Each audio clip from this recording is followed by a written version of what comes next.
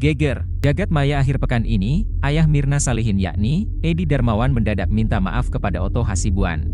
Ia mengaku salah karena selama ini berbicara hal yang tidak pantas terhadap pengacara Jessica Wongso. Belakangan ini ramai diberitakan soal selti atau sel tikus yang disebut oleh yang katanya YouTuber dengan 21 juta subscriber tersebut. Melalui podcastnya diduga, Deddy Corbuzier menyatakan jika keberadaan sel tikus yang disebut menjadi tempat Jessica Wongso tinggal, tidak benar adanya. Pablo Benua yang sempat mendekam di balik jeruji besi pun, diduga menuding pengakuan Deddy sebagai suatu kebohongan besar. Lantas, apa yang membuat Edi Darmawan Salihin yang begitu sangarnya meminta maaf terhadap Otto Hasibuan? Apakah ada hubungannya dengan Profesor Edi Hiaryet YG telah dijadikan tersangka? Apakah benar Pablo Benua akan laporkan Deddy Corbuzier? Benarkah sel tikus tersebut ada?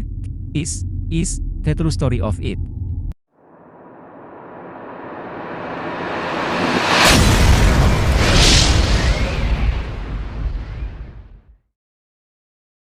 Edi Darmawan memohon agar Otto Hasibuan membukakan pintu maaf seraya menyebut kuasa hukum Jessica Wongso adalah pengacara senior.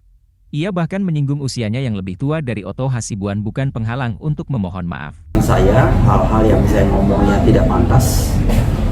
Dan hari ini mungkin terakhir saya keluar, kalau bisa terakhir lah, jangan ditambahin lagi nih ya. Saya mau minta maaf sama Pak Otto. Izinkan maaf saya supaya Pak Otto bisa memaafkan saya. Itu pertama Pak. Kemudian Pak Otto kan mau PK nih. Saya mau kasih bekal sama Pak Otto supaya dibawa ke PK itu ya kalau bisa. Toh Mirna udah nggak ada ya.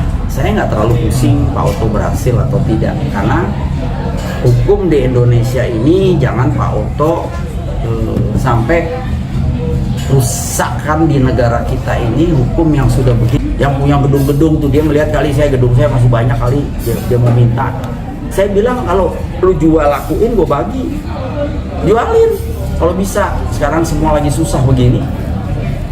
Nah, saya kasih tahu ya kawan-kawan di FICC. Saya tanya sekarang, saya jelaskan ke lawyernya mungkin belum tahu nih urusannya. Yang bubarin PT FICC itu adalah karyawan sendiri. Kenapa? Waktu itu saya pakai speaker besar, yang di Jakarta aja saya ngomong, yang luar kota saya nggak ngomong, kan nggak bisa. Saya hanya bersurat dan menjelaskan mereka secara tertulis. Lu orang jangan sampai nggak kerja. Ini kartu kredit, ini tagihan kartu kredit, kalau telat kita didenda, bisa miliaran nih. Oh jutaan itu barang Pak. Gimana? Sehari dia ngambil uang harian, lalu keluar nggak balik lagi. Dia boykot kita. Kenapa? Karena saya keluarin suatu proses yang digitalisasi.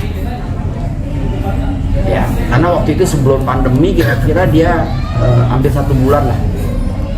20 hari gitu. Toto memang nggak boleh kerja kan? Ya. Udah 20 hari orang dempet-dempet gitu kerja gimana? Nah setelah selesai saya jalani digitalisasi. Nggak kuat, memang biasanya dia jahat. Dia antar ini barang, sistemnya kita bagi hasil. Berapa dia antar, dapat berapa per lembar surat. Itu di rumahnya numpuk sampai karungan.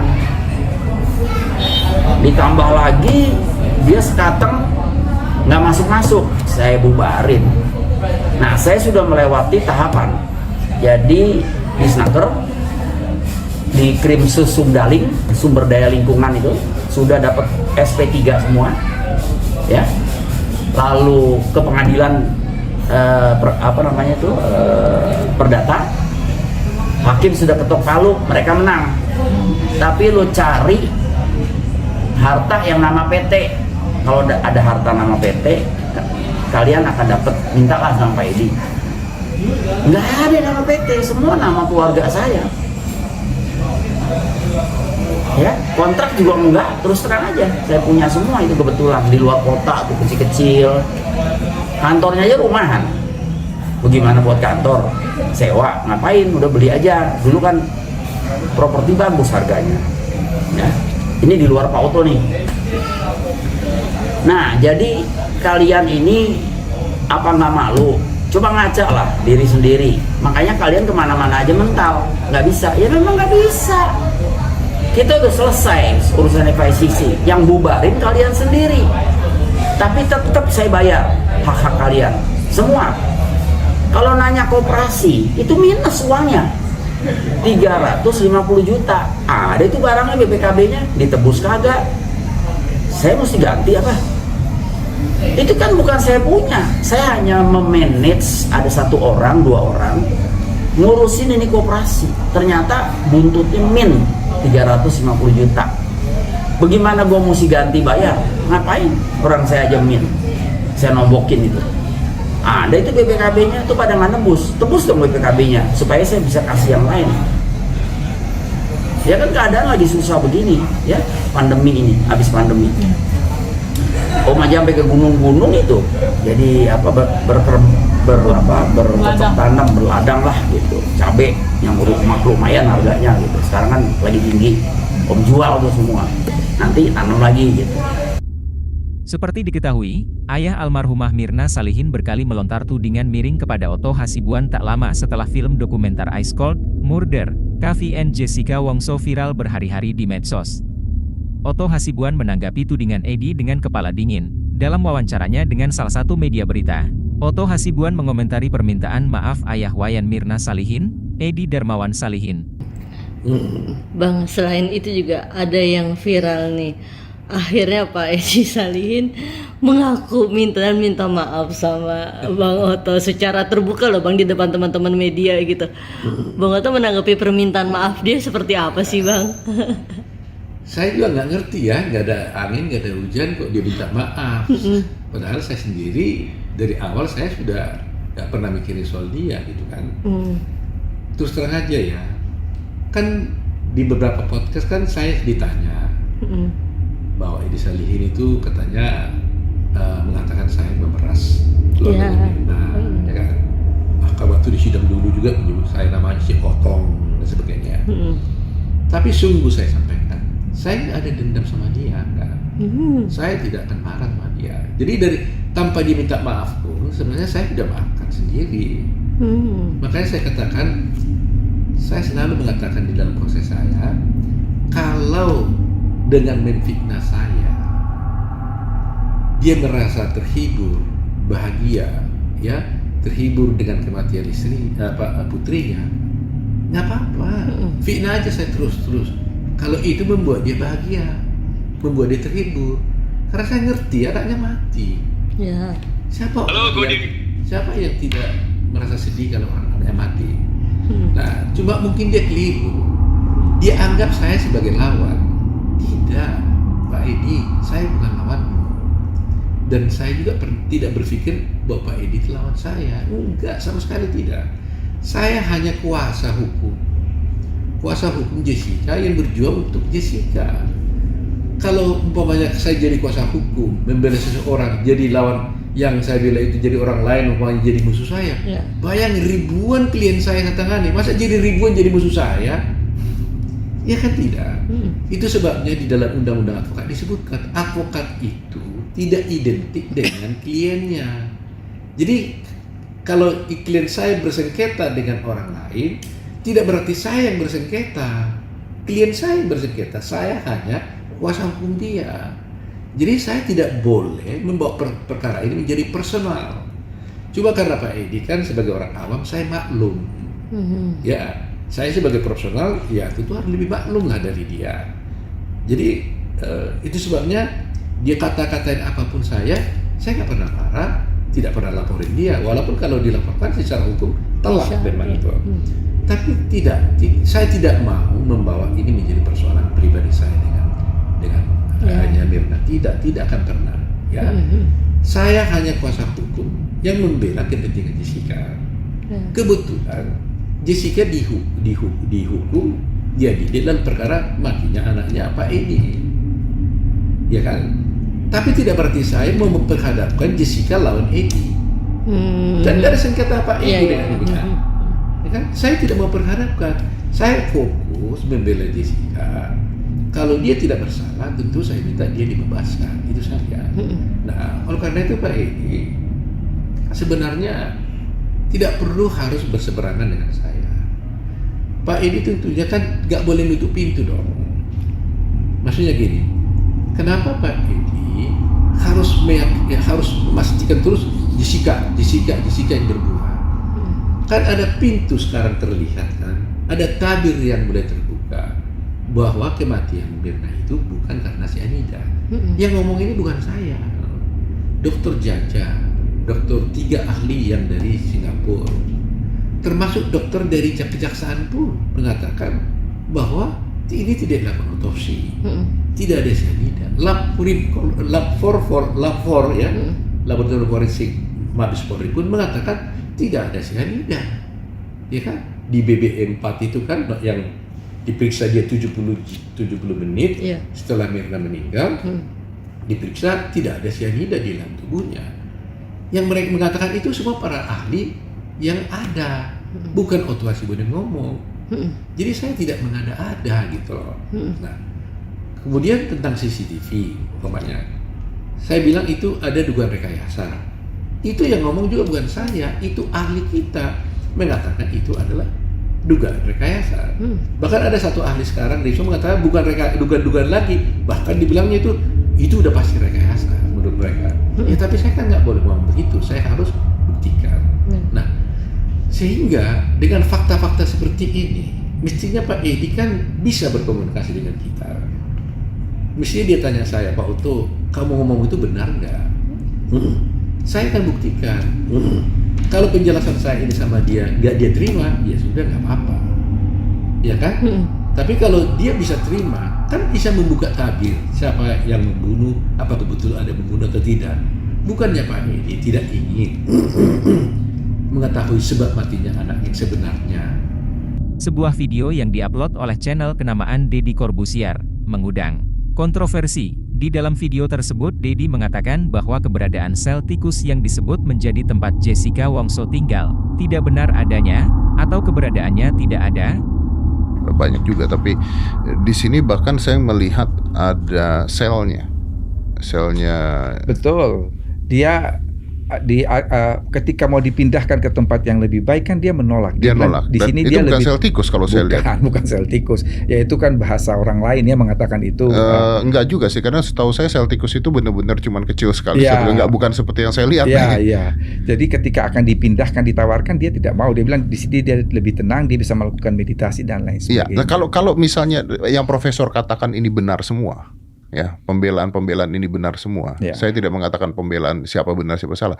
Tapi kalau profesor mengatakan ini benar semua, artinya seorang Jessica Wongso ketika di pengadilan bisa mengatakan seperti itu dan bisa mengatakan bahwa Pak Krisnamurti nawarin lah dan sebagainya, atau katanya orang sel tikus kalau orang normal harusnya seminggu gila. Iya. Dia keluar bisa normal dan sebagainya, lalu bisa membulak-balikan. Kalau memang benar Jessica Wongso pelakunya psikopat. Saya tidak sampai menyimpulkan demikian ya. Artinya saya tidak punya pre-knowledge untuk mengatakan dia psikopat.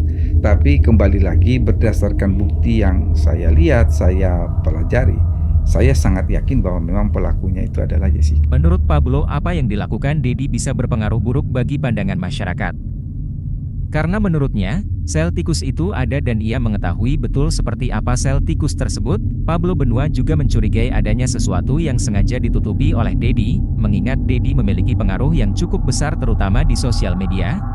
Dari kita itu sebenarnya sejak awal nggak mau bahas soal Jessica ini, karena memang banyak pejabat-pejabat terkait, banyak juga sejumlah orang yang kita kenal itu mengkhawatirkan kita pada akhirnya untuk membahas ini. Hingga di suatu saat dua itu nonton podcast gitu ya, nonton podcast salah seorang influencer yang telah memiliki 21 juta subscriber. Di sana dia menyebutkan bahwa sel tikus itu nggak ada gitu. Karena kan kita kalau bicara tentang isu kasus Jessica Wongso, bahwa Jessica Wongso itu dikatakan masuk ke dalam sel tikus. Nah, dia di konten itu dia mengatakan bahwa sel tikus itu tidak ada buktinya. Selain itu juga dia sampaikan bahwa Jessica Wongso itu psikopat, dia bilang begitu. Selain itu pula dia juga sampaikan dia sudah melihat langsung juga sel daripada yang disebut sel tikus tadi. Nah itu akhirnya tergeraklah hati kita. kok bisa dia menyebut bahwa sel tikus itu nggak ada, sementara setahu gua dan sepemahaman gua sel tikus itu ada. Kita itu udah pernah lihat langsung, bahkan gua sudah pernah menginap di sana, kan gitu bahasanya kan. Gua sudah melihat langsung, gua sudah pernah menginap di situ. Masa bisa dikatakan bahwa sel tikus itu nggak ada? Itulah pada akhirnya membuat gua itu tergerak, berarti konten ini patut gua duga sebagai konten yang menyebarkan berita bohong. Itulah yang membuat gua akhirnya harus gua luruskan, harus kita cerdaskan. Jangan sampai banyak orang yang akhirnya terbodohi dengan konten tersebut gitu. Akhirnya gua undanglah salah seorang mantan Kasubdit Pamtah, pengamanan tahanan di Rutan Polda Metro Jaya pada saat itu, untuk di podcast bersama Ray di konten dia Ray di Ray-Ban Entertainment pada saat itu. Nah lalu setelah dia jelaskan di sana bahwa dia katakan sel tikus itu ada. Yang kedua, binatang-binatang yang disebut kalajengking, tikus gitu, bahkan dia sampaikan bahwa sel tikus itu ukurannya 2x1. Dan dia juga sampaikan bahwa sel tikus tersebut bukan keinginan dari para petugas di Lahti atau di rutan itu. Dia sampaikan bahwa keinginan untuk Jessica di sel tikus adalah keinginan daripada penyidik, permintaan penyidik. Nah ketika itu sudah dia ucapkan, itu pun gue masih mengatakan kepada Ray dan tim, udah jangan bahas lagi soal Jessica, ini aja terakhir gue bilang, karena setidaknya gue puas menunjukkan kepada publik bahwa memang ini nggak ada ini konten adalah konten pembohongan gitu. Konten yang kemarin itu adalah konten yang memang patut kita duga menyebarkan berita bohong. Itu aja sih sebenarnya pada saat itu. Nah pada saat kita sudah membuat konten itu, tibalah ada seorang pejabat tinggi di salah satu institusi negara itu ngubungin gua gitu. Dia menyebut bahwa Pablo bisa nggak ketemu, datang ke ruangan saya, kita mau ngobrol, ada hal yang penting yang mau saya bicarakan. Itu yang disampaikan. Ya dengan pedenya gue datang, meskipun gue sudah curiga pasti membahasnya arahnya ke sini gitu. Gue kirain tadi apa sebenarnya masalah, apakah dia mau menyampaikan hal-hal yang fakta atau apa, gue nggak ngerti. Akhirnya gue datang ke ruangan itu, rekaman gue taruh di kantong. Jadi handphone gue tuh gue hidupkan recordingnya, gue taruh di kantong. Jadi gue rekamannya ada. Gue masuk ke ruangan itu karena gue udah feeling ya. Dia ngobrol sama gue berkisar setengah jam gitu ya, sebenarnya nggak ada masalah juga, nggak ada apa-apa yang dia sampaikan. Nggak lama dia sambil megang handphone, ada yang nelfon dia gitu. Dia katakan siap-siap, ini ada di depan saya gitu. Akhirnya dia sodorkan itu telepon ke saya. Pada saat itu handphone disodorkan ke saya, dia sampaikan orang yang di handphone tersebut kebetulan saya juga kenal baik pula. Dia sampaikan ke saya, Pablo kamu kan kenal kita, kenapa kamu buat konten itu? Konten ini sensitif, bahaya untuk istrimu. Nah pada saat dia sampaikan itu bahaya buat istri gua gitu ya, yaitu Ray gitu ya, di sana membuat gua akhirnya bertanya-tanya gitu. Karena kan gua trauma ya, kan ada kasus yang lama kalau teman-teman tahu gitu ya. Itu membuat gua trauma untuk istri gua terkena permasalahan hukum, spontan emosi gua itu meningkat. Lalu gua jawab, izin bang, yang bahaya itu buat bini gua atau buat abang? Nggak taunya dia yang marah. Dia langsung bilang, ya sekarang kamu mau hapus gak? Ya enggak lah. Akhirnya jawaban gua enggak. Dia langsung matiin. Padahal tadinya gua pengen bahas hal lain mungkin, gua bahkan pengen ngajak dia podcast atau apa gitu ya. Tapi dia langsung jawab enggak. Gua pada saat gua langsung jawab enggak, dia langsung matikan gitu kan. Ya sudah. Setelah itu ya gua ngobrol dengan pejabat-pejabat ini, akhirnya gua pergilah di situ. Setelah gua pulang, gua pikir-pikir, kayaknya ada yang nggak betul nih dan harus kita luruskan ini ke publik gitu ya. Itulah pada akhirnya kita undang sejumlah orang yang terlibat langsung di dalam kasus tersebut, yaitu ada Bang Oto, ada Bang Bostam, kuasa hukum, ahli dan sebagainya. Kita undang sekaligus untuk membahas hal tersebut. Jadi sebenarnya triggernya adalah kasus kita undang si Kasubdit Pamtah ini gitu. Intinya sih gue katakan begini, gue tahu betul dengan orang tersebut. Orang tersebut ini sebenarnya atas pemberitaan yang terjadi di luar sana, dia peduli nggak peduli sebenarnya dengan pemberitaan yang terjadi di luar yang saat ini terjadi ya. Artinya orang mau bahas, mau kredibilitas dia jatuh apa segala macam, dia nggak tahu, karena kan nggak spesifik juga kan selama ini terjadi kan. Cuman kenapa konten gua begitu penting untuk itu di take down, itu dihapus? Karena ada satu kalimat di sana yang gua nggak tahu kalimat inilah yang diharapkan untuk dihapus dari situ. Yaitu ada satu kalimat yang menyatakan begini, permintaan untuk Jessica di sel tikus bukan atas dasar keinginan daripada petugas yang berada di rutan Polda Metro Jaya, melainkan daripada penyidik. Itu yang kalimat yang ingin dia take down sebenarnya, yang ingin dia hapus. Kalau yang lainnya nggak apa-apa, dia nggak masalah gitu. Itu yang akhirnya membuat gua harus kita angkat, karena kalau ini di take down, gua kan jadi bertanya-tanya gitu, kenapa perkara hal tersebut harus ditutup-tutupi. Ditambah lagi, gua nggak mau karena hal tersebut dihapus, pada akhirnya orang akan jauh lebih percaya dengan influencer yang sebelumnya. Gua nggak mau itu gitu, karena influencer sebelumnya jelas-jelas mengatakan bahwa sel tikus itu nggak ada, sementara pada faktanya sel tikus itu ada. Kalau gua hapus itu, seolah-olah gua yang bohong dong, seolah-olah pejabat tersebut yang bohong dong, malah orang jadi bodoh akhirnya mengikuti omongan si influencer tersebut. Itulah pada akhirnya gua memutuskan untuk tidak hapus, malah gua makin besar-besarkan perkara tersebut. Itulah. Bung Pablo, tapi berarti dirimu menerka ada hubungannya nggak sih si pejabat ini sama influencer ini? Karena kayaknya kan si influencer ini menyebarkan yang lain, terus si pejabat ini juga pada akhirnya juga kayak nggak pengen kebenarannya terungkap atau seperti apa, Bung Pablo? Gua nggak berani menduga-duga untuk itu ya. Gua nggak berani menduga-duga ada hubungan atau enggak. Yang pasti gua melihat ketika gua bahas, soalnya ada rentetannya. Jadi rentetan pertama itu ketika gua ungkap kasus sel tikus, secara spesifik soal sel tikus, di situ ada pejabat yang meminta. Ya gua nggak tahu ya apa ada hubungan apa enggak, tapi bisa jadi itu terjadi karena coba perhatikan influencer tersebut di belakang konten tersebut ada satu video di mana video tersebut hanya dimiliki oleh orang-orang tertentu. Nah, gua nggak tahu itu didapatkan dari mana. Gitu. Berarti kecurigaan ada keterikatan juga ada berarti dari itu. Ya kalau curiga boleh-boleh saja kan. Siapa aja boleh curiga. Bisa jadi ada keterikatan. Gitu. Oke. Berikut ini adalah komentar Kasubdit Pamtah Polda Metro Jaya, Benny Leobetti dan pengacara Jessica Wongso Hidayat Bostam soal sel tikus. Oke, aku mau nanya balik lagi ke Selti. Pada saat menjabat selama 8 tahun, Bapak pernah bertemu dengan Jessica Wongso? Pernah. Pada saat itu pas awal masuk dia langsung di Selti atau di kamar dulu? Di ruang kamar biasa dulu? Seingat Bapak. Setahu saya sih dia di Selti. Langsung ya? Iya, dia setahu saya dia di Selti dan dijaga khusus oleh Polwan. Oh, dijaga khusus. Iya. Di luar Seltinya itu berarti di depan pintunya ada Polwan yang piket untuk menjaga. Oh, berarti Selti itu adalah permintaan penyidik.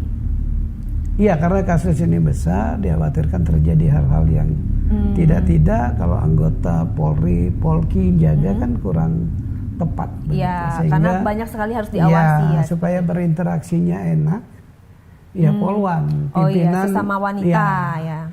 Pimpinan untuk memberikan tugas kepada Polwan untuk melakukan pendekatan sehingga dia tidak stres, ada keluh kesah, seperti itu. Berapa lama itu Pak di Jessica di Selti itu? Agak lama juga ya. Agak lama. Ya itu mungkin atensi khusus itu. Kisarannya 3 bulan, 4 bulan, 6 bulan? Mungkin kurang lebih selama dia di sana ya.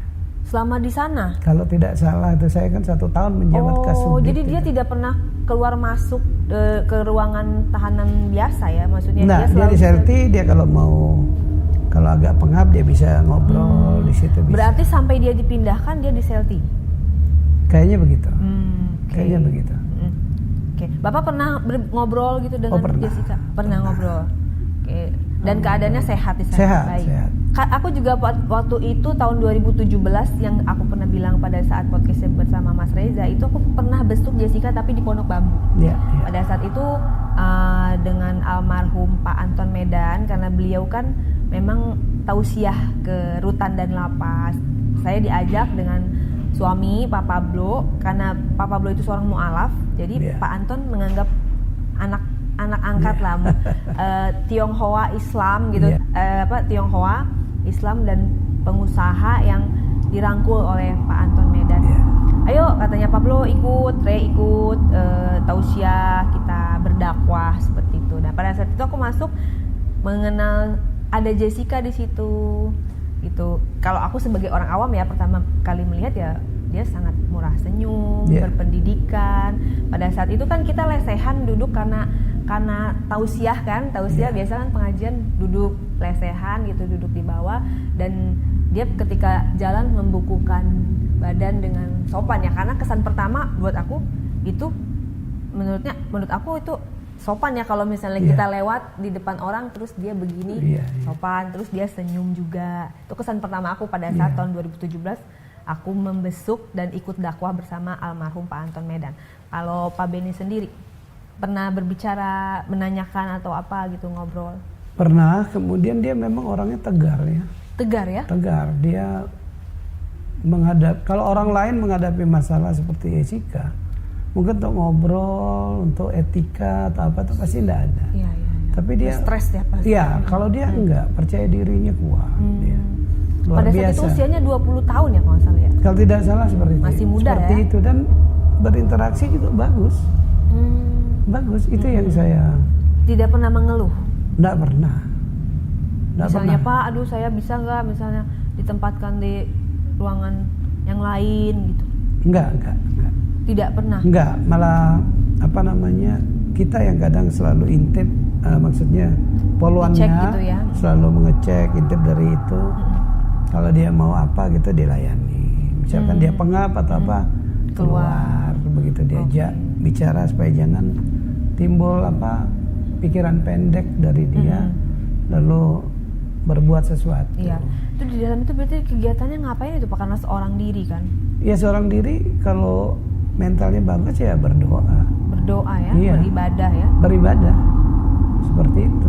Pada satu waktu aku juga waktu di dalam pasti down awal pertama. Nangis terus 3 minggu Pak Beni tahu sendiri, sampai Pak Beni ngasih tisu, udah jangan nangis gitu kan, semuanya ada hikmahnya, yang kuat, yang sabar.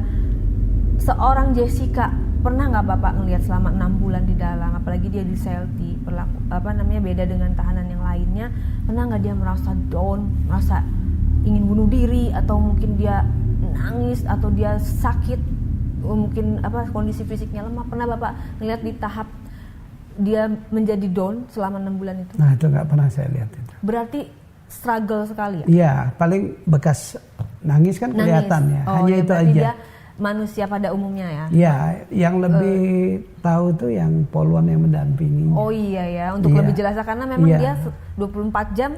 Berapa hari kemudian saya datang ke situ. Ternyata Jessica dengan 340 itu Jessica dalam ruangan sel yang sendiri. Itu kalau nggak salah ada 3 ya. Iya. Tiga ruangannya. 3 kamar. Satu kalau C1, sana C2, C3. C2, C3 sebelah kiri gitu loh. Begitu. Nah, dari situlah saya miris ya ngeliat Jessica. Tapi masih bisa dibesuk. Masih ngomong gitu. Akan saya buktikan bahwa saya itu nggak bersalah kok, begitu loh kan. Nah, itulah ceritanya Jessica dikenakan 340 ya, hukuman berencana, yang mana dalam perjalanannya itu masih menunggu pemeriksaan untuk melengkapi semua dokumen data untuk berkasnya untuk dipanggil kejaksaan. Iya, berarti ditempatkan di Selti itu, yang dinamakan Selti itu ya, sel tikus, sel isolasi. Ya. Kalau saya katakan tuh tempat itu sendiri ya, tempat Selti itu sendiri memang ada di situ. Ya, Selti itu adalah tempatnya tersangka. Ya, tujuannya apa? Yang jelas Jessica hanya sendiri di situ. Ya, apa tujuannya untuk bikin dia jerah untuk pengakuan biar cepat selesai? Ya, saya nggak tahu. Ya kan? Tapi sepanjang di Polda Metro dia selalu sendiri ya. Jadi Jessica waktu saya ke sana itu sempat saya lihat waktu hari keberapa ya, 120 hari loh di dalam Selti itu ya. Saya datang ke sana lebih pagi, karena Jessica belum boleh keluar. Ternyata Jessica lagi tiduran. Saya bisa ngelihat gitu, di mana di sini saya lihat gitu. Kan ada tutup kotaknya kan, gitu lah. Ini pintu besi ya. Ini pintu besi. Nah, saya pintu besi itu, ya, saya lihat kotak kecil itu. Saya lihat Jessica lagi tiduran. Di situ saya baru miris. Ya, saya ngeliat kasihan. Aduh, gimana ya saya bilang ya. Ini urusan jadi panjang saya bilang. Jadi segininya ya. Jadi saya pikir gimana ya ini Jessica jadi panjang, saya pikir yang bilang segininya apa yang harus kita lakukan ya. Jadi otak saya berpikirnya begini loh. Apakah surat penangguhan bisa dikabulkan? Kayaknya nggak mungkin. Satu, yang kedua, waktu kita pra-peradilan juga nggak diterima peradilan kita. Lanjut saya melihat giginya Jessica itu, saya membuat saya semangat, ya kan? Ini pro bono ya. Berarti nggak dapat bayaran sama sekali. Nggak dapat bayaran sama sekali. Nah, pada saya melihat Jessica lagi duduk begitu, saya berpikir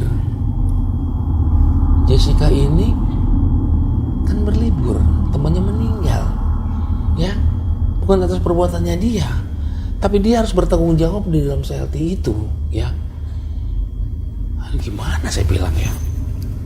Sedih saya lihat dia jadi Jessica seperti itu ya. Nah, begitu Jessica boleh keluar, kan keringetan dia. Bayangin kan, tempat begitu kecil, belum ada eksos loh. Pengap. Ya, pengap sekali. Pengap sekali itu. Kecil pengap. Jadi itu gambarannya gimana tuh tahun 2016 kan? 2016 itulah berjalan. Pada saat itu ruangannya boleh digambarkan seperti apa? Jadi saya gambarkan itu ruangan ya, saya masih ingat ya. Saya sering bicara sama Pak Dirtahti, Pak Barnabas. Ya. Beliau baik sekali ya kan. Saya mau masuk kapan aja bisa begitu loh. Saya tahu dikarenakan saya sering ke Polda ya kan. Nah, akhirnya saya bilang, "Oh silakan, Bang," kata dia bilang. "Terima kasih Pak Barnabas," saya bilang begitu. Saya bisa lihat Jessica. Dari situlah saya masuk duluan melihat Jessica kayak gitu. Saya ngebayang gini. Dia berpikir gini. Di rumah, di Australia, di Sunter atau di hotel, ya nggak ada beban, dia capek, dia ngantuk, dia tidur di kasur dengan AC. Harus dia bangun, dia minum dengan apa? Nah sekarang di situ saya ngebayangin, waduh. Jadi saya dulu ke bawah hati saya jadinya loh, kemudian saya semangat dulu deh. Ya Allah, saya bilang ini ya Jessica kenapa jadi begini, saya bilang ya. Kok nggak punya gimana ya, saya bilang begitu ya. Kok ketat banget lagi. Begitu saya keluar dari situ, begitu Jessica keluar dari situ mau mandi kan gitu. Oh keringet. Kasihan seorang wanita kan biasanya wangi ya. Waduh kasihan lu. Panas pengap begitu nggak ada itu ya kan. Saya datang ke situ, ternyata Jessica dengan 340 itu Jessica dalam ruangan sel yang sendiri. Itu kalau nggak salah ada 3 ya. Iya. Tiga ruangannya. 3 kamar. Satu apa namanya? Kalau sana C2, C3. C1, C2, C3 sebelah kiri gitu loh. Begitu. Nah dari situlah saya miris ya ngeliat Jessica. Tapi masih bisa dibesuk. Masih ngomong gitu. Akan saya buktikan bahwa saya itu nggak bersalah kok begitu loh kan. Nah itulah ceritanya Jessica dikenakan 340 ya, hukuman berencana, yang mana dalam perjalanannya itu masih menunggu pemeriksaan untuk melengkapi semua dokumen data untuk berkasnya untuk dilimpahkan ke kejaksaan. Iya, berarti ditempatkan di sel T itu yang dinamakan sel T itu ya, sel tikus, sel isolasi. Ya. Kalau saya katakan tuh tempat itu sendiri ya, tempat sel T itu sendiri memang ada di situ. Ya, sel T itu adalah tempatnya tersangka. Ya, tujuannya apa? Yang jelas Jessica hanya sendiri di situ. Ya. Apa tujuannya untuk bikin apa dia jerah untuk pengakuan biar cepat selesai ya saya nggak tahu ya kan. Tapi sepanjang di Polda Metro dia selalu sendiri ya. Jadi Jessica waktu saya ke sana itu sempat saya lihat waktu hari keberapa ya, 120 hari loh di dalam CLT itu ya. Saya datang ke sana lebih pagi, karena Jessica belum boleh keluar. Ternyata Jessica lagi tiduran. Saya bisa melihat gitu, di mana di sini saya lihat gitu. Kan ada tutup kotaknya kan, gitu lah. Ini pintu besi, ya. Ini pintu besi. Nah, saya pintu besi itu, saya lihat kotak kecil itu. Saya lihat Jessica lagi tiduran. Di situ saya baru miris. Ya, saya ngeliat kasihan. Aduh, gimana ya saya bilang ya. Ini urusan jadi panjang saya bilang. Jadi segininya ya. Jadi saya pikir gimana ya ini Jessica jadi panjang, saya pikir yang bilang segininya apa yang harus kita lakukan ya. Jadi otak saya berpikirnya begini loh. Apakah surat penangguhan bisa dikabulkan? Kayaknya nggak mungkin. Satu, yang kedua, waktu kita pra-peradilan juga nggak diterima peradilan kita. Lanjut saya melihat giginya Jessica itu, saya membuat saya semangat, ya kan? Ini pro bono ya. Berarti nggak dapat bayaran sama sekali. Nggak dapat bayaran sama sekali. Nah, pada saya melihat Jessica lagi duduk begitu, saya berpikir Jessica ini kan berlibur, temannya meninggal, ya, bukan atas perbuatannya dia, tapi dia harus bertanggung jawab di dalam CLT itu, ya. Gimana saya bilang ya? Sedih saya lihat dia jadi Jessica seperti itu ya. Nah, begitu Jessica boleh keluar, kan keringetan dia. Bayangin kan, tempat begitu kecil, belum ada eksos loh. Pengap.